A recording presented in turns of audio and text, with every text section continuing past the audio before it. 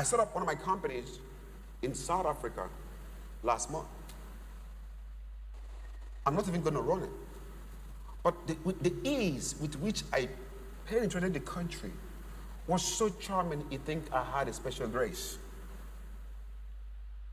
In other words, let your principle of wealth be anchored on the laws of God, which is universal to all men. Just write it down. Let the principles that you have about business be anchored on the laws of God that is universal. I said earlier that wealth is God's concept. It's not man's concept. It's not an American's concept. You know, because these people have made us believe they are the standard of life. Can I tell you the truth? There is no superior race in the world. There's only superior knowledge. Whoever has superior knowledge becomes the superior race. Men make policies and rules, God make laws. Laws is superior to policies. You can overwrite any policy of man if you operate at the highest level of divine laws. The laws of God is universal to men, true of us. What are those laws? You don't know it. You think wealth is by your effort. Well, check me out. Because if it's effort, I'm disadvantaged. As a matter of fact, I'm supposed to be in the street asking you for money. And I'm sure when I was coming, sometimes I'm going to speak in big conferences and I'm walking up the stage, I'm coming in with a wheelchair, I'm going up the stage, everybody say, hey, yeah, look at that man, and they're clapping, they're having sympathy on me. When I get up the stage and open my mouth, they start having sympathy on themselves. Because your situations attract sympathy, your values attract respect. Now you forgot I was wobbling on that staircase. You don't remember it anymore because your mind is seeing the internal capacity of myself that you begin to honor me, not because you're like a guy on crutches, because the values I have commands who comes to me. No one is born poor. You are born human. No one is born poor. No child. The day a child is born, watch this. Oh my God, I wish I can have more time today. Oh goodness. When a child is born in a rich family, he's born human, not rich. When a child is born in a poor family, he's not born poor, he's born human. So you're never born rich or poor. You are born what? Human. Now watch this. Stand up. Stand up, Pastor, please. Okay? Okay. So take this water. Okay? Pastor, bring me a water. Take a bottle of water with you. Okay? Pastor, come over here. Yeah. So that's a poor man, that's a rich man. I'm just saying, for example, right? That's poor, that's rich. Okay. And that's your child. That's your child right there. That's your child right there. Is it a poor child or a rich child? He's human. Okay, I'm going to take your child. Give me your child. Your child has your DNA, has your genetics. This is 4 months old. I'm going to give it to you. Give me your child. You're a billionaire, and that's your child. So, which means your child has your blood, your DNA, and this is 4 months old. I'm going to take your child. I'm going to give it to him. You're going to raise this child. He's going to raise this child. Come on now. Come on now. Come on now. Which one of these children will be wealthy and rich? Why? Because your mind configures his brain. Even though the DNA says poor man, his psychology says rich man. So you are not born rich or poor. You learned poverty. You can learn wealth. Oh, come on. Thank you, sirs. Thank you, sirs. It's crazy. You are not born poor or rich. You are not born poor or rich. You are born what? You are born human. You learned everything you have today. You learned it. And the reason why I can teach you is because you have the capacity to learn. If you put a dog and cat and lion in front of me, I can teach them the capacity to understand me. They don't have it.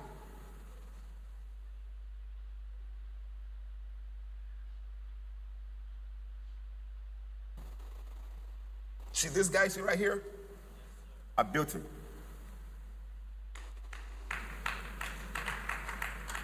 I made a choice of a life. I choose a course of action. I stayed consistent in that course of action. Boom, the guy you see right here. Poor men look for cash, rich men look for knowledge. The last time I checked, those who look for cash don't have it.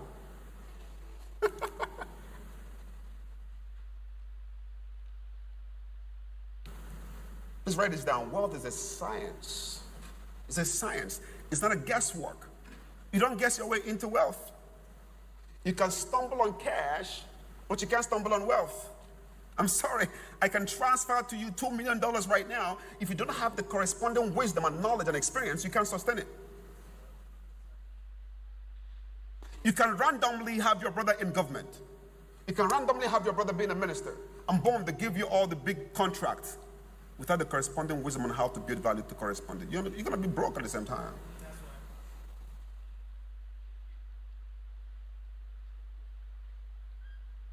You are not born poor. You are born human. You learned every other thing you have today. So write this down. You can learn your way into wealth. You can learn your way into wealth. You can learn your way out of poverty. You can learn your way into wealth. Let me tell you, you've heard about wealth, but you've not heard it long enough to make sense in your life. You have attended seminars where they talked about it, and you went back to people who are poor like you. So whatever you learned in seminar was erased by the people around you. Let me ask a question. After this program today, who are you going back to?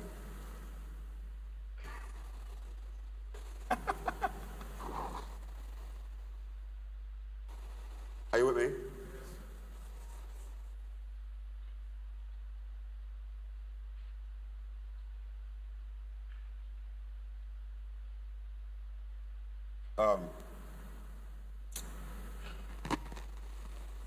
Write this down.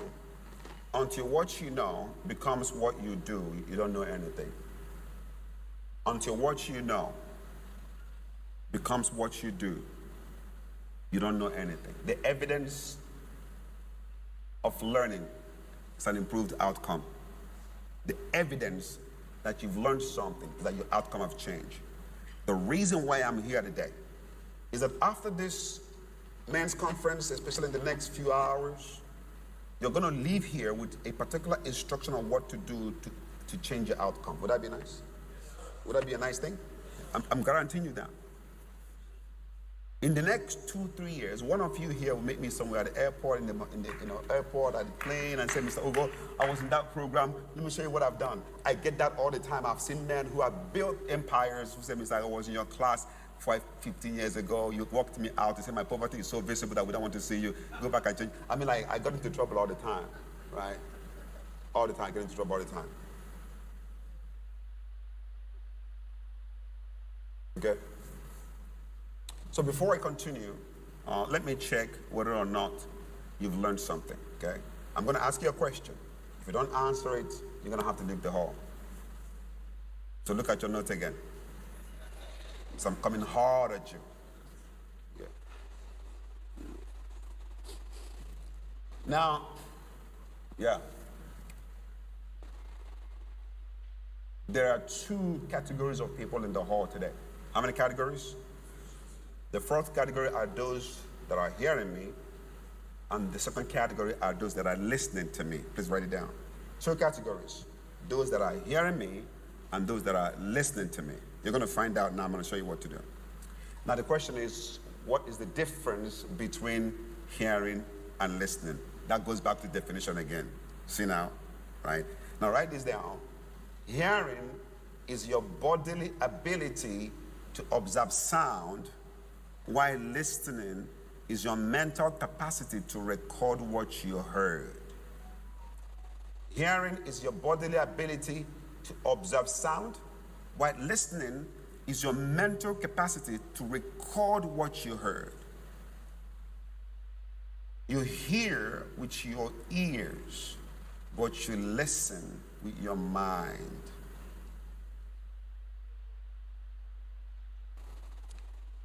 Your ears hear words. Your mind converts those words into pictures. Okay? Can you touch your ears? Touch your ears. What does it look like? It's like a satellite dish.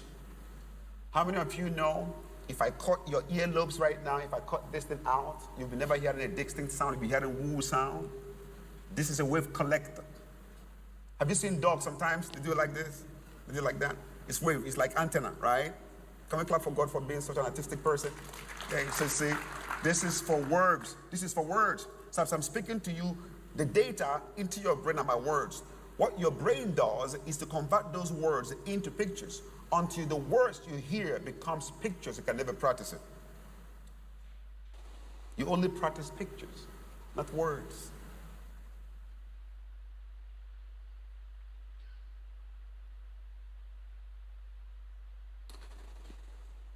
Yes.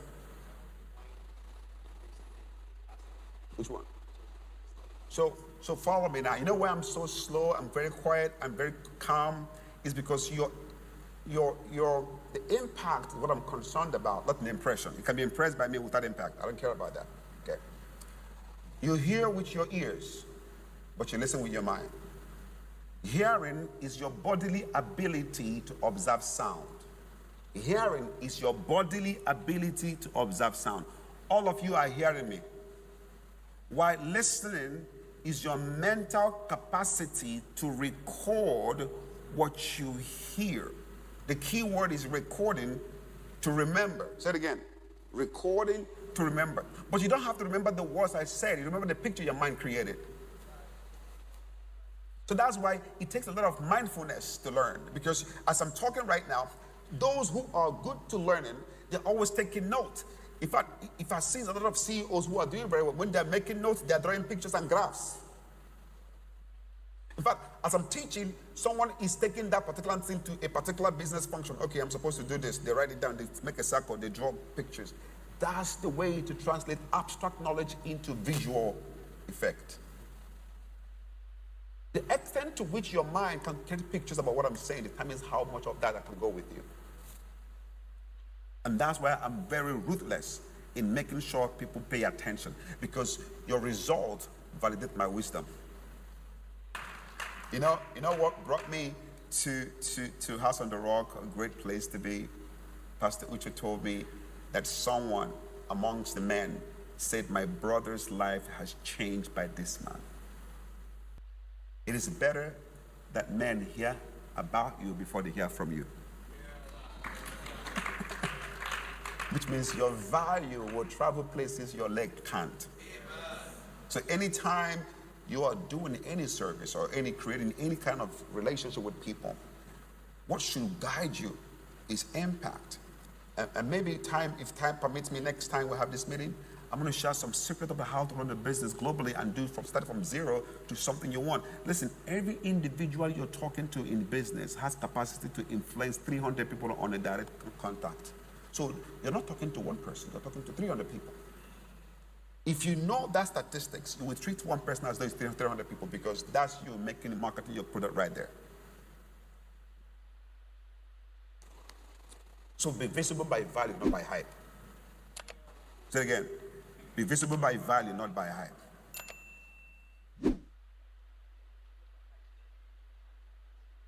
Are we good? Are we good? So in this first session, I'm attacking ideology first. Okay? When we get into the second session, then we'll go into some details of what to do. So in Proverbs chapter 13, verse 18, is shocking. The word of God is powerful. It's a foundation for wealth. And I'm not telling it to you as a religious person. I'm telling you that's what I do. Matter of fact, men of God are those who talk about what God is saying, where men of faith are those who are doing what God is saying. Please write it down. Men of God are those who are talking about what God is saying. Men of faith are men doing what God is saying. So you see our own faith in the actions we take in the businesses, and the result of the business becomes a proof that word of God works. There's so many men of God who are not men of faith. But every man of faith is a man of God. Come on, talk to me. Are you with me? Right? So, Proverbs 13, verse 18, I think. Can I have it? Proverbs 13, verse 8. Look at what it says. Let's read it. I want to go, everybody. Let's go.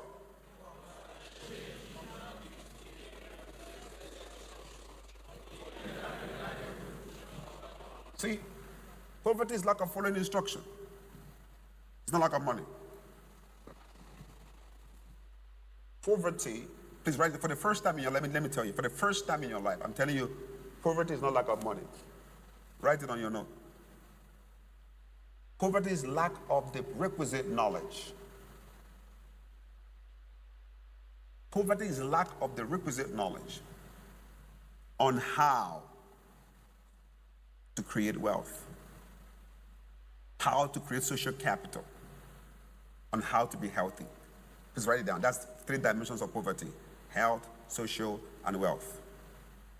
Poverty is lack of the requisite knowledge on how to create wealth, on how to create social capital, on how to be healthy. Lack of knowledge of how to do creates. So lack of money is a symptom of poverty. When you don't have money, it means you don't know how to create wealth. That's what it means. It doesn't mean you're a poor person. It just means you don't know how. Does it make sense? Is it relatable? Right? It is not that you are poor, it's that you are poor in the insufficiency in a particular set of instruction. That's what it means. Which means if you're sitting right here to give me a man that is broke, zero balance his account, and give it to me for 12 months, I'll return back to you a multi-millionaire on one condition, that he's teachable. There's nothing wrong with you.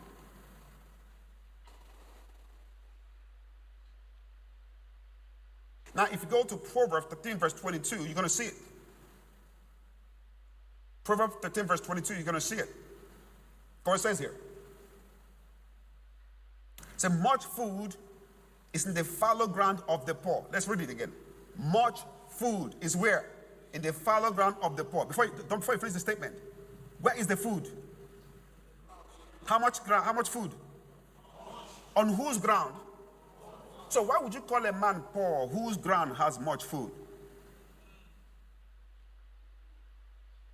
This man has a land, there's much food there, and they call him poor. This is the next sentence. Said, for lack of judgment, decisions, for lack of wisdom, the land lays waste. So the man you call a poor man is an untrained, wealthy man.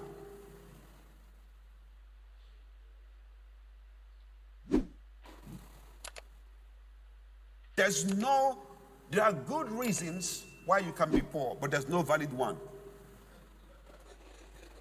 Good reasons means you're born in a poor family, I understand. Good reasons that you had polio 1 year, 6 months, I understand. Good reasons that you're born in Nigeria, I understand, but none of them is valid. But I can show you people in the same situation who have become more successful.